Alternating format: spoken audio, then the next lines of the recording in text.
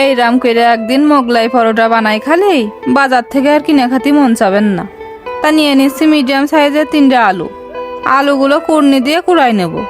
এবার একটা কড়াইতে সামান্য পরিমাণ সয়াবিন তেল ঢেলে দিয়ে তেলটা গরম হয়ে গেলেই দিয়ে দিচ্ছে সেই কুড়ানো আলু। এবার যাচ্ছে 3-4টে কাঁচা ঝাল কুচি আর একটু শনি নুন আর হলদির গুঁড়ো। এবার নাড়ায় চাড়ায় একটু ভেজে নিতে হবে। তারপর সেই আলু ভাজির মধ্যে দিয়ে দিলাম 2 কোণ পোলট্রি মুরগির ডিম। সুন্দর করে মাখায় এক সাইডে রেখে দিলাম। এবার একটা বাটিতে 2 কাপ ময়দা দিয়ে তার মধ্যে ফেলাই দিলাম স্বাদ মতো নুন। শুকনো উপকরণগুলো মাখাই নেব। তারপর 2 টেবিল মতো সয়াবিন তেল দিয়ে আবারও মাখাই নেব। এবার অল্প অল্প করে পানি দিয়ে একটা ডো তৈরি করে নেব।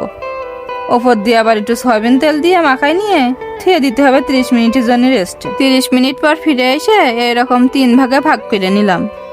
এবার তেল দিয়ে একদম পাতলা করে বেলে নিতে হবে।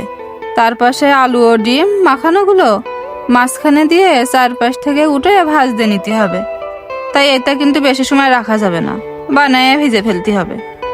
এবার একটা কড়ার মধ্যে তেল ঢেলে দিয়ে পরোটার ভাজের পাশ নিচে দিয়ে অল্প আঁচে ভেজে নিতে হবে। এবার ছুরি দিয়ে তোমাকে যে রকম মন চায় সেই রকম পিস করে কেটে নিতে পারো। এবার সস দিয়ে খাবা না শুধু খাবা না অন্য কিছু দিয়ে খাবা সেটা তোমাদের ব্যাপার। তাই আজকে মেলা বক বক করে ফেলেছি, মেলা কষ্ট হয়ে গেছে, চলে যাচ্ছি, ধন্যবাদ।